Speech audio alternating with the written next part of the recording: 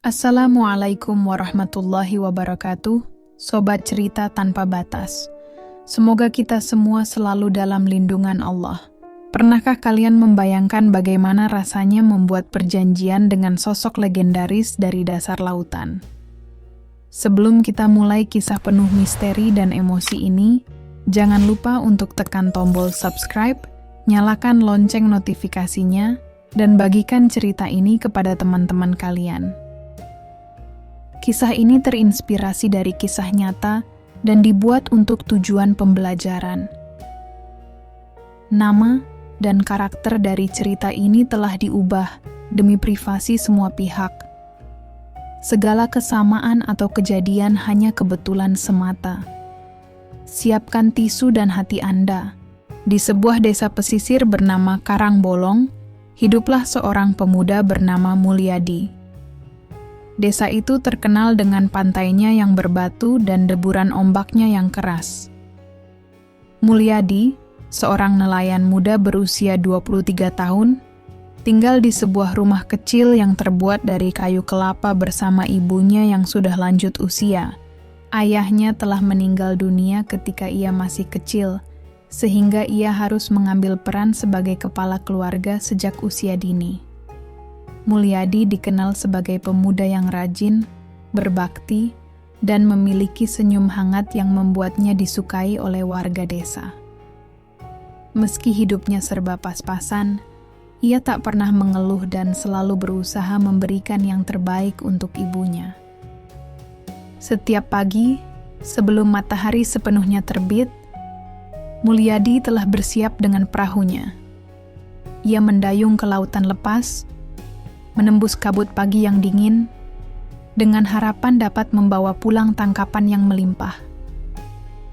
Laut Karangbolong seringkali tidak bersahabat, ombaknya tinggi dan arusnya kuat. Namun, Mulyadi tetap tekun, melempar jala ke tempat yang menurutnya kaya akan ikan.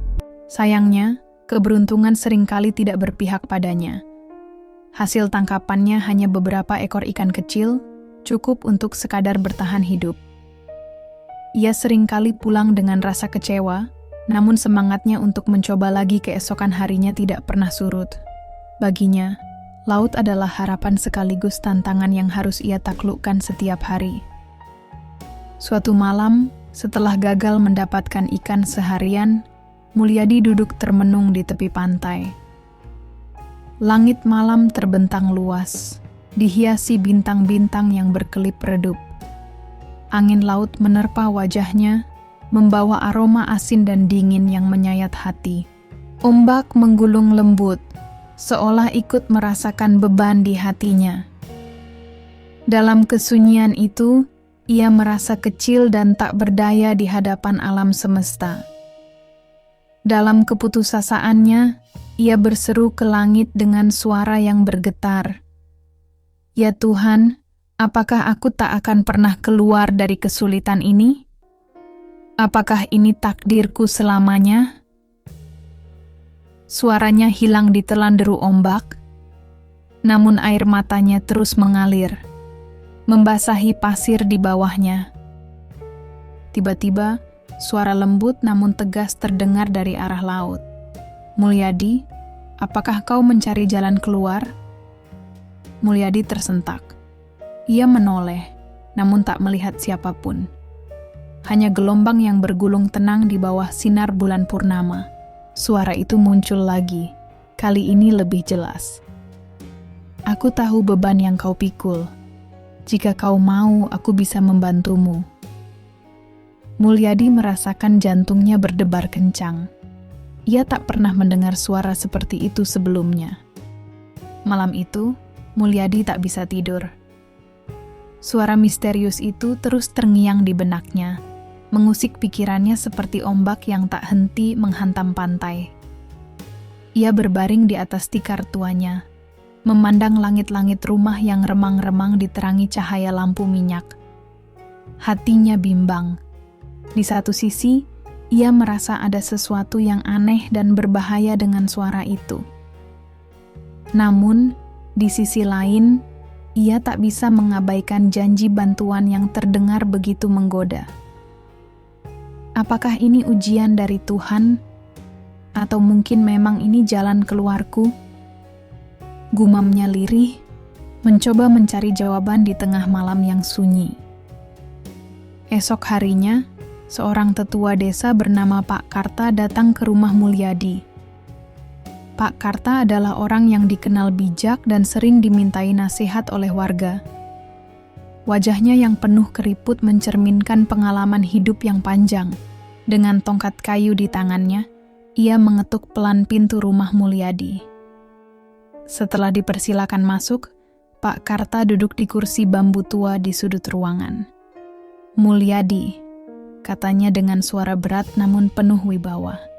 "Aku melihat sesuatu dalam mimpiku tadi malam. Kau harus berhati-hati dengan apa yang akan kau temui di laut. Jangan sampai kau terjerumus ke dalam godaan." Mata Pak Karta menatap tajam ke arah Mulyadi, seolah ingin memastikan pesan itu benar-benar dipahami.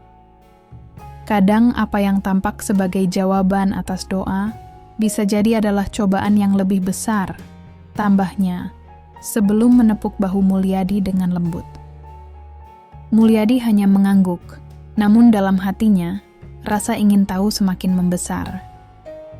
Ia memutuskan untuk kembali ke pantai pada malam harinya, berharap bisa berjumpa dengan pemilik suara misterius itu. Malam itu, di bawah langit yang penuh bintang, Mulyadi berdiri di tepi pantai. Ia memanggil dengan suara bergetar, "Siapapun kau, muncul dan bicaralah denganku. Aku siap mendengar." Dari kejauhan, terlihat sosok wanita berpakaian hijau berjalan di atas air menuju ke arahnya. Rambutnya panjang terurai, dan wajahnya memancarkan keindahan yang luar biasa. Mulyadi terkesima, tak mampu berkata-kata. "Aku adalah Nyi Roro Kidul," ujar wanita itu dengan suara yang mendayu. "Aku bisa memberikanmu kekayaan dan kemakmuran, asalkan kau bersedia menjalankan syarat-syaratku." Mulyadi terperangah. Ia tahu legenda Nyi Roro Kidul, namun tak pernah menyangka akan bertemu langsung dengannya. "Apa syarat-syarat itu?" tanyanya dengan suara gemetar. "Kau harus menjadi milikku," jawab Nyi Roro Kidul sambil menatap dalam ke matanya. "Aku akan memberimu segala yang kau butuhkan, tetapi kau harus menyerahkan kesetiaanmu padaku." Mulyadi terdiam. Ia terombang-ambing antara keinginannya untuk keluar dari kemiskinan dan rasa takut akan konsekuensi yang mungkin terjadi. Setelah berpikir panjang, Mulyadi akhirnya mengangguk. "Aku setuju, asalkan ibuku bisa hidup nyaman tanpa kekurangan apapun." Nyi Roro Kidul tersenyum. "Kesepakatan sudah dibuat," katanya. Ia memberikan sebuah cincin zamrud kepada Mulyadi. "Ini adalah tanda ikatan kita." Sejak saat itu, hidup Mulyadi berubah drastis. Setiap kali ia melaut, jala-jalanya selalu penuh dengan ikan. Uang mengalir deras, dan rumahnya yang dulu reyot kini menjadi bangunan megah yang membuat iri tetangganya. Namun, kebahagiaan itu tak bertahan lama. Mulyadi mulai mengalami mimpi-mimpi aneh. Dalam mimpinya, ia selalu berada di dasar laut bersama Nyi Roro Kidul. "Kau milikku, Mulyadi. Jangan pernah lupa itu," bisik wanita itu dalam mimpinya. Mulyadi merasa terjebak. Setiap kali ia mencoba melepaskan cincin zamrud itu, ia merasakan sakit yang luar biasa di dadanya. Ia sadar bahwa ia sudah terikat dengan Nyi Roro Kidul. Suatu malam, ibunya jatuh sakit. Tubuhnya yang renta terbaring lemah di atas tikar lusuh, napasnya tersengal-sengal.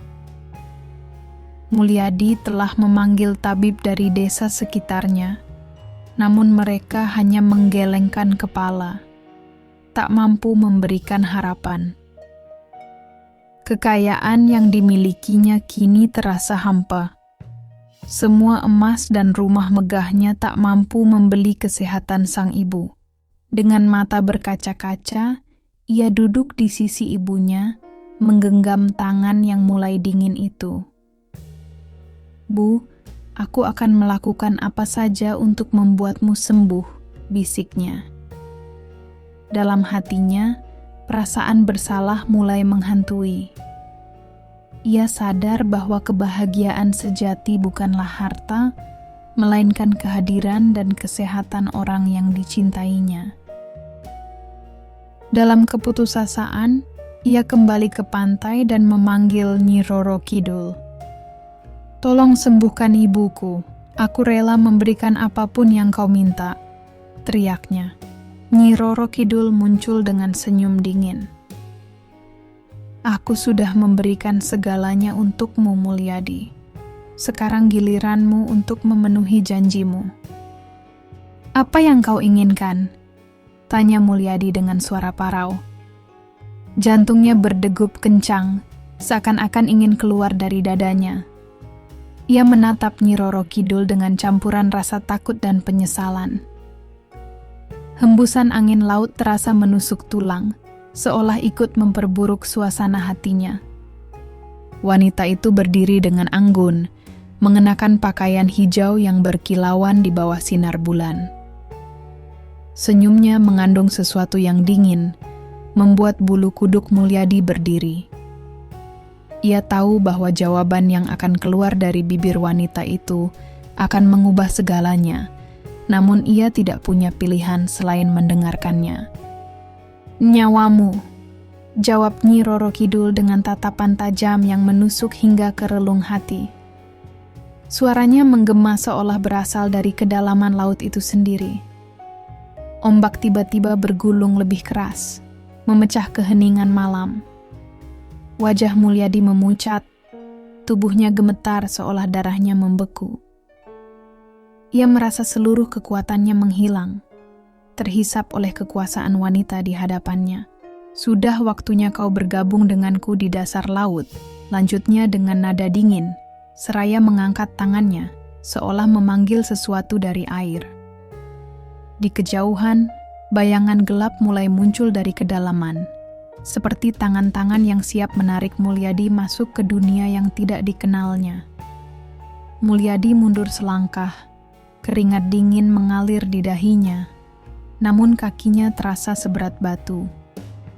Mulyadi menangis dengan isak yang tak tertahan, suaranya tenggelam dalam gemuruh ombak. Ia memohon ampun kepada Tuhan dengan sepenuh hati, menyadari bahwa keserakahan telah menjerumuskannya ke dalam kesepakatan berbahaya ini. "Ya Allah, aku salah. Ampuni aku," bisiknya dengan air mata bercucuran. Dengan segenap keberanian, ia merobek cincin zamrud itu dari jarinya. Meskipun rasa sakit luar biasa menusuk dadanya. Dengan tenaga terakhirnya, ia melemparkan cincin itu ke laut. Saat cincin itu menyentuh air, sebuah cahaya hijau menyala terang sebelum tenggelam ke dasar laut. Angin malam tiba-tiba menjadi lembut, membawa ketenangan yang sudah lama hilang dari hatinya. Mulyadi terjatuh ke pasir, merasakan tubuhnya ringan untuk pertama kalinya. Dari kejauhan, suara Nyi Roro Kidul memudar bersama dengan bayangan gelap di ombak. "Kau telah memilih jalanmu, Mulyadi." Suara itu bergema samar. Dengan sisa kekuatan, ia bangkit dan berjanji dalam hatinya untuk memulai hidup baru yang dipenuhi dengan kejujuran dan rasa syukur. Sobat Cerita Tanpa Batas, kisah ini mengajarkan kita bahwa kekayaan dan kemewahan bukanlah segalanya. Jangan pernah tergoda oleh jalan pintas yang menjauhkan kita dari ridha Allah. Jika kalian merasa kisah ini menyentuh hati, jangan lupa tinggalkan komentar, like, dan share video ini. Sampai jumpa di kisah selanjutnya. Wassalamualaikum warahmatullahi wabarakatuh.